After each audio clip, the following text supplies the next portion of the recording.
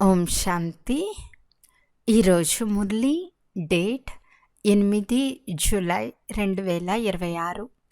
బాబా చెప్తున్నారు, మధురమైన పిల్లలు, ఈ సభలో బాహ్యముఖులై కూర్చోరాదు. తండ్రి స్మృతిలో ఉండాలి. బంధుమిత్రులు, వ్యాపారం మొదలైన వాటిని స్మృతి చేసినట్లయితే వాయుమండలంలో విఘ్నాలు ఏర్పడతాయి. ప్రశ్న: మనుషులు చేయలేని మీ ఆత్మిక డ్రిల్లోని విశేషత ఏది? జవాబు: మీ ఆత్మిక డ్రిల్ బుద్ధికి సంబంధించింది. దీని విశేషత ఏమంటే, ప్రేయసులైన మీరు మీ ప్రియతముని స్మృతి చేస్తారు. దీని సంకేతమే గీతలో కూడా వచ్చింది, మన్మనా భవ. కానీ మనుషులకు తమ ప్రియుడైన పరమాత్మను గురించి తెలియదు. మరి డ్రిల్ ఎలా చేయగలరు? వారు ఇతరులకు దైహిక డ్రిల్ను నేర్పుతారు. ఓం శాంతి. యోగం చేయించే పిల్లలు ఇక్కడ ఏం చేస్తున్నారో తండ్రికి తెలుసు. ఇక్కడ కూర్చున్న పిల్లలకు కూడా తెలుసు. స్మృతి యాత్ర చేసే డ్రిల్ను చేయిస్తున్నారు. నోటి ద్వారా చెప్పేది ఏమీ ఉండదు. ఎవరి స్మృతి ఉంది? పరంపిత పరమాత్ముడైన శివబాబా స్మృతి. వారి స్మృతిలో ఉండటం వలన మనలో ఏ వికర్మలున్నాయో అవన్నీ భస్మైపోతాయి. ఎవరెంత స్మృతి డ్రిల్లో ఉంటారో అంత వికర్మాచితులుగా అవుతారు. ఇది ఆత్మ చేసే డ్రిల్, శరీరంతో చేసే డ్రిల్ కాదు. భారతదేశంలో ఏ డ్రిల్ నేర్పుతున్నారో అవన్నీ దేహ సంబంధమైన డ్రిల్లు. ఇది ఆత్మిక డ్రిల్. ఈ ఆత్మిక డ్రిల్ చేయటం పిల్లలైన మీకు తప్ప మరెవ్వరికీ తెలియదు. ఆత్మిక డ్రిల్కు సంకేతం గీతలో కూడా ఉంది.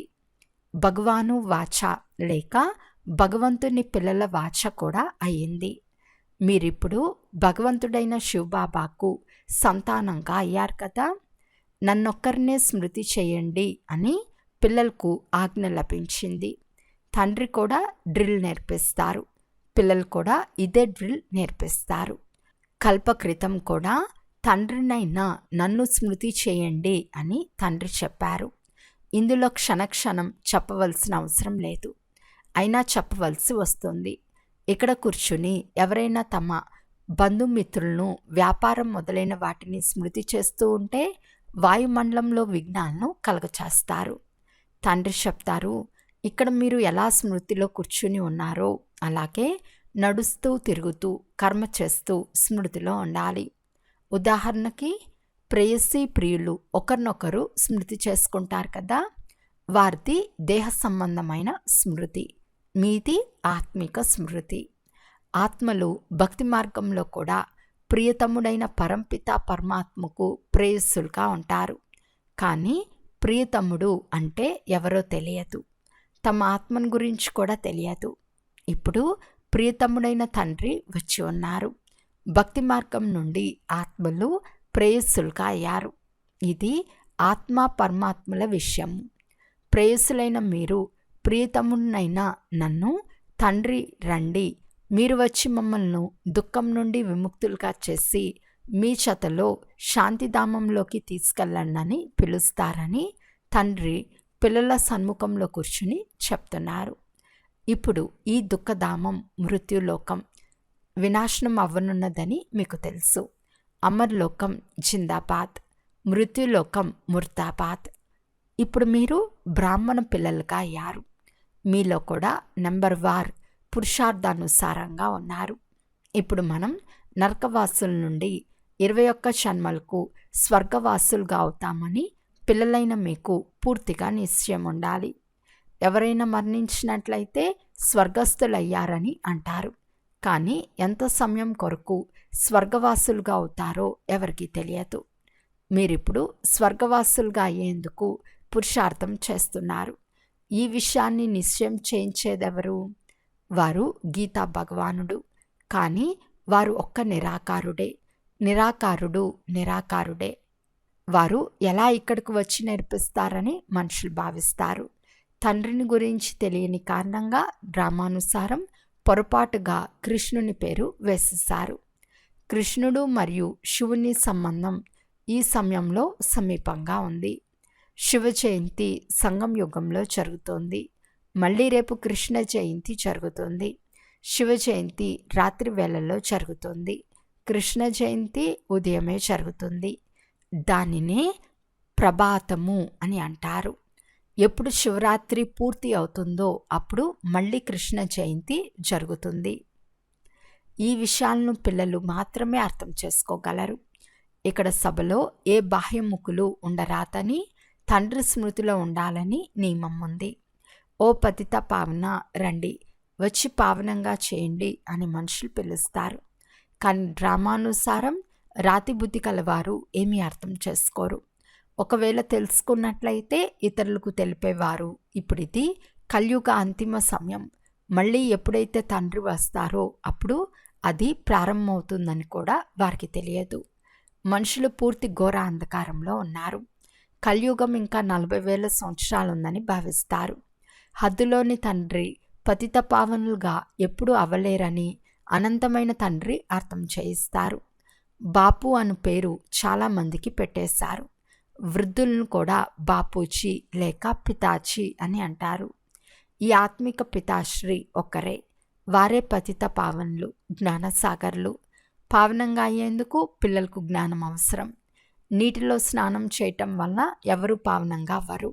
శివబాబా ఈ తనువులో మా ముందు ప్రత్యక్షంగా ఉన్నారని మీకు తెలుసు. బ్రహ్మ ద్వారా బ్రాహ్మణులకు రాజయోగాన్ని నేర్పిస్తున్నారు. వారు అర్జునునితో భగవాను వాచ అని అంటారు. బ్రాహ్మణుల పేరు గుర్తులు కూడా లేవు. బ్రహ్మ ద్వారా స్థాపన, విష్ణు ద్వారా పాలన అని మహిమ చేయబడింది. స్థాపన బ్రహ్మ ద్వారానే చేస్తారు, విష్ణు శంకర్ల ద్వారా కాదు. పిల్లలైన మీకిప్పుడు ఈ జ్ఞానం లభించింది. తండ్రి ఇక్కడకు రావాల్సి వస్తుంది. వాపస్ ఏ ఆత్మ వెళ్ళలేదు. ఎవరు వచ్చినా వారంతా సతో రజో తమో స్థితులను తప్పకుండా దాటాల్సిందే. కృష్ణుడు కూడా పూర్తి 84 జన్మలు తీసుకుంటారు. పూర్తి 5,000 సంవత్సరాలు పాత్రను అభినయించరు. ఆత్మ గర్భంలో ఉన్నప్పుడు కూడా జన్మ ఉన్నట్లే కదా. కృష్ణుని ఆత్మ ఎప్పుడు సత్యుగంలో వస్తుందో అనగా గర్భంలో ప్రవేశిస్తుందో అప్పటి నుండి 5,000 సంవత్సరాల్లో 84 జన్మల పాత్రను అభినయించాలి. శివ జయంతిని ఆచరిస్తున్నారు అంటే ఇతనిలో వారు కూర్చుని ఉన్నారు కదా. కృష్ణుని ఆత్మ కూడా గర్భంలో వచ్చినప్పుడు చైతన్యం కలిగింది. ఆ సమయం నుండి 5,000 సంవత్సరాల లెక్కాచారం ప్రారంభమవుతుంది. ఒకవేళ ఎక్కువ తక్కువ అయినట్లయితే 5,000 సంవత్సరాల్లో తగ్గిపోతుంది. ఇవి చాలా సూక్ష్మంగా అర్థం చేసుకోవాల్సిన విషయాలు. కృష్ణుని ఆత్మ మళ్ళీ శ్రీకృష్ణునిగా అయ్యేందుకు జ్ఞానం తీసుకుంటూ ఉందని పిల్లలైన మీకు తెలుసు. మీరు కూడా కంసపురం నుండి కృష్ణపురికి వెళ్తారు. ఈ విషయాలు తండ్రి పిల్లలకు అర్థం చేయిస్తున్నారు. మాయ చాలా శక్తిశాలి, మంచి మహారథులను కూడా ఓడిస్తుందని తండ్రి చెప్తారు. జ్ఞానం తీసుకుంటూ ఎక్కడో గ్రహచారం కూర్చుంటుంది. ఆశ్చర్యకరంగా నావారుగా అవుతారు. అందరికీ చెప్తారు. అహో మాయ, మళ్ళీ పారిపోతారు. సంపాదనలో గ్రహచారం కూర్చుంటుంది. అందరికీ రాహుగ్రహణం పట్టి ఉంది. ఇప్పుడు మీపై బృహస్పతి దశ కూర్చుంది. మళ్ళీ నడుస్తూ కొందరిపై రాహుగ్రహణం కూర్చుంటుంది. అందుకే ఈ ప్రపంచంలో మహాన్ మూర్ఖులను చూడాలి అంటే ఇక్కడే చూడండి అని చెప్తారు. మేము తండ్రి నుండి సదా సుఖ వారసత్వం తీసుకుంటున్నామని మీ ఆత్మ చెప్తుంది. బాబా, క్రిందటి కల్పంలో కూడా మీ నుండి ఈ వారసత్వాన్ని తీసుకున్నాము. ఇప్పుడు మళ్ళీ తండ్రి వద్దకు వచ్చాము. తండ్రి చెప్తారు, మీ సేవా కేంద్రాలకు వెలుపుల నుండి చాలామంది ఈ జ్ఞానం తీసుకునేందుకు వస్తారు. ఇది ఇంద్ర సభ. జ్ఞానవర్షాన్ని కురిపించే శివబాబా ఇంద్రుడు కదా. కనుక అలాంటి సభలోకి ఏ పతితులు రాలేరు. జ్ఞాన పండాలుగా అయిన బ్రాహ్మణీలు ఏ వికారులను జతలో తీసుకుని రాకూడదని వారికి తెలిపించబడుతుంది. లేనిచో ఇరువురు బాధ్యులు అవుతారు. ఏ వికారులనైనా జతలో తీసుకువస్తే ఆ బ్రాహ్మణీలపై చాలా పెద్ద బాధ్యత ఉంది. మానసరోవరంలో స్నానం చేయటం వలన దేవకన్యలుగా అవుతారని అంటారు. వాస్తవానికి ఇది జ్ఞాన మానసరోవరం. తండ్రి మనుష్య తనువులో వచ్చి జ్ఞానవర్షాన్ని కురిపిస్తారు. వారు జ్ఞానసాగరులు కదా. మీరు నదులు కూడా అయ్యారు. సరోవరం కూడా అయ్యారు. జ్ఞానసాగర్లు ఇతనిలో కూర్చుని పిల్లలను స్వర్గానికి వెళ్ళేందుకు యోగ్యులుగా చేస్తారు. స్వర్గంలో శ్రీ లక్ష్మీనారాయణ రాజ్యం ఉంటుంది. ఇది ప్రవృత్తి మార్గంలోని ముఖ్య లక్ష్యం. మేము ఇరువురము జ్ఞానచిత్పై కూర్చుని ఈ లక్ష్మీనారాయణులుగా అవుతామని అంటారు. ఉన్నత పదవిని పొందాలి కదా. అర్ధకల్పం ఆత్మలు తపిస్తూ ఉంటారు. బాబా, మీరు రండి, వచ్చి మాకు రాజయోగాన్ని నేర్పించి పావనంగా చేయమని అంటారు. తండ్రి వచ్చి సూచననిస్తారు. దేవీ దేవతలను ఒప్పుకునే భారతీయులు తప్పకుండా 84 జన్మలు తీసుకుంటారు.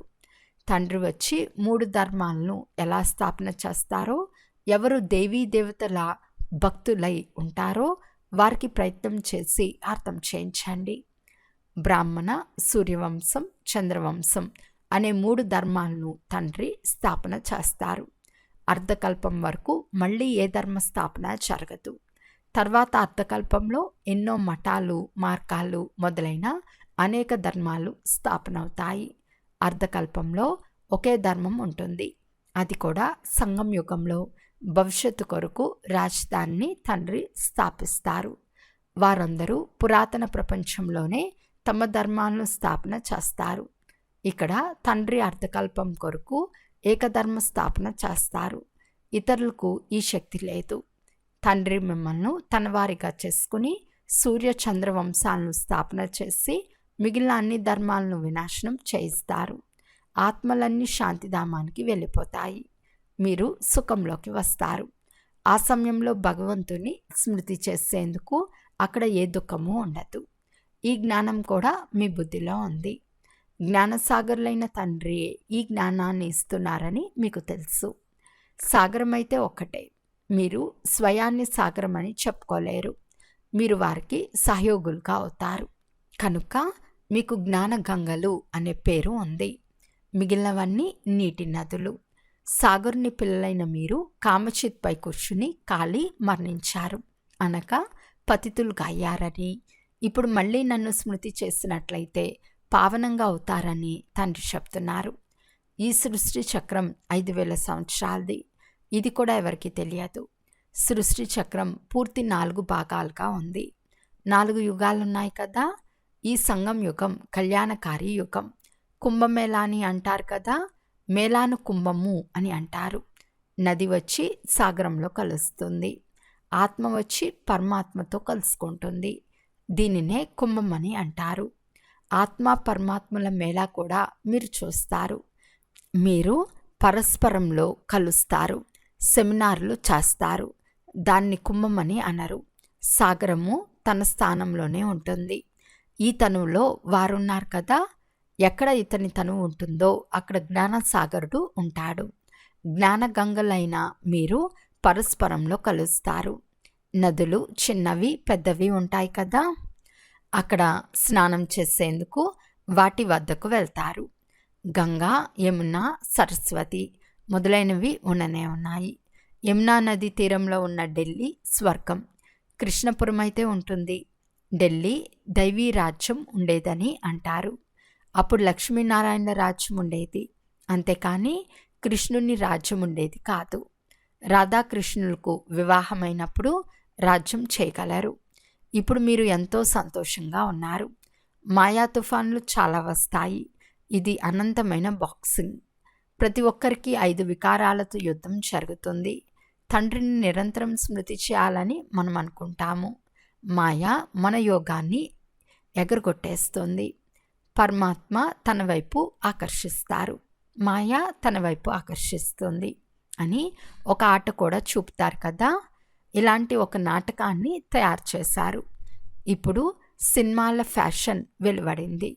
మీరు డ్రామానుసారం ఆ సినిమా ఉదాహరణతోనే అర్థం చేయించాలి. నాటకంలో మార్పులు చేర్పులు జరుగుతాయి. ఇది తయారై ఉన్న అనాది అవినాశి డ్రామా. తయారవుతున్న డ్రామా.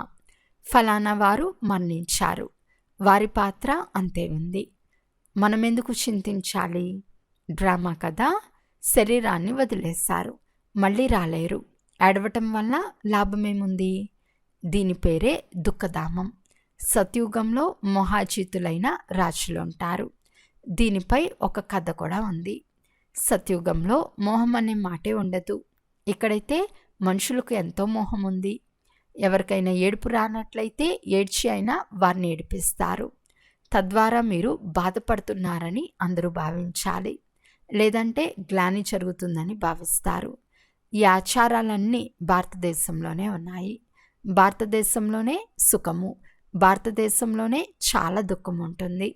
భారతదేశంలోనే భగవాన్ భగవతీలు రాజ్యం చేసేవారు. విదేశీయులు పాత చిత్రాలను చాలా సంతోషంగా తీసుకుంటారు. పాత వస్తువులకు చాలా గౌరవం ఉంటుంది. అందరికన్నా పాతవారైన శివుడు ఇక్కడ వచ్చి ఉన్నారు కదా, వారిని చాలా పూజిస్తారు. ఇప్పుడు శివబాబా వచ్చారు, మీరు పూజించరు. వారు ఒకప్పుడు వచ్చి వెళ్ళారు, అందుకే వారిని పూజిస్తూ ఉంటారు. అచ్చా, మధురాతి మధురమైన అపురూపమైన పిల్లలకు మాతాపిత బాప్తాతాల ప్రియ స్మృతులు మరియు గుడ్ మార్నింగ్. ఆత్మిక పిల్లలకు ఆత్మిక తండ్రి నమస్తే. ఆత్మిక తండ్రికి ఆత్మిక పిల్లల యొక్క ప్రియ స్మృతులు మరియు నమస్తే నమస్తే నమస్తే. ధారణ కొరకు ముఖ్య సారము. ఫస్ట్ పాయింట్, డ్రామా జ్ఞానాన్ని బుద్ధిలో ఉంచుకుని నిశ్చంతులుగా అవ్వాలి. ఎలాంటి చింత చేయరాదు, ఎందుకంటే ఇది తయారవుతున్న డ్రామా అని తెలుసు, కనుక నిర్మోహులుగా అవ్వాలి.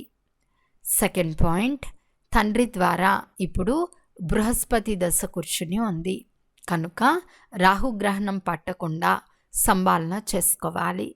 ఏదైనా గ్రహచారం ఉన్నట్లయితే దాన్ని జ్ఞానధనం ద్వారా సమాప్తి చేసుకోవాలి. ఈరోజు వరదానము.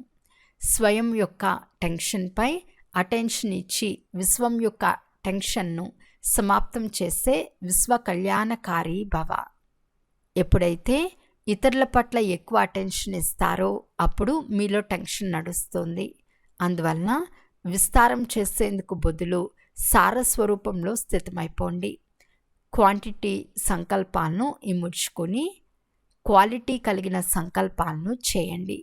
మొదట సొంత అటెన్షన్పై అటెన్షన్ ఇవ్వండి. అప్పుడు విశ్వంలో ఉన్న అనేక ప్రకారాల టెన్షన్ను సమాప్తం చేసి విశ్వ కళ్యాణకారులుగా అవ్వగలరు. మొదట స్వయాన్ని చూసుకోండి. సొంత సర్వీస్ ఫస్ట్. సొంత సర్వీస్ చేసుకుంటే ఇతరుల సర్వీస్ స్వతహాగా అయిపోతుంది. స్లోగన్. యోగంను అనుభవం చేయాలి అంటే దృఢతా శక్తి ద్వారా మనసును కంట్రోల్ చేయండి. అవ్యక్త సూచన. జ్వాలా స్వరూప స్థితిలో ఉండి శక్తిశాలి స్మృతిని అనుభవం చేయండి. ఎంతగా స్థాపనకు నిమిత్తంగా అయి జ్వాలారూపంగా అవుతారో అంతగానే వినాశ జ్వాల ప్రత్యక్షమవుతుంది. సంఘటన రూపంలో జ్వాలారూపం యొక్క స్మృతి విశ్వం యొక్క వినాశ కార్యంను సంపన్నం చేస్తుంది. అందుకు ప్రతి సేవా కేంద్రంలో విశేషమైన యోగం యొక్క ప్రోగ్రాం నడుస్తూ ఉండాలి. అప్పుడు వినాశ జ్వాలకు గాలి తోడవుతుంది. యోగా అగ్ని ద్వారా వినాశాగ్ని రగులుకుంటుంది. జ్వాల ద్వారా జ్వాల ప్రజ్వలితం అవుతుంది. అచ్చా, ఓం శాంతి.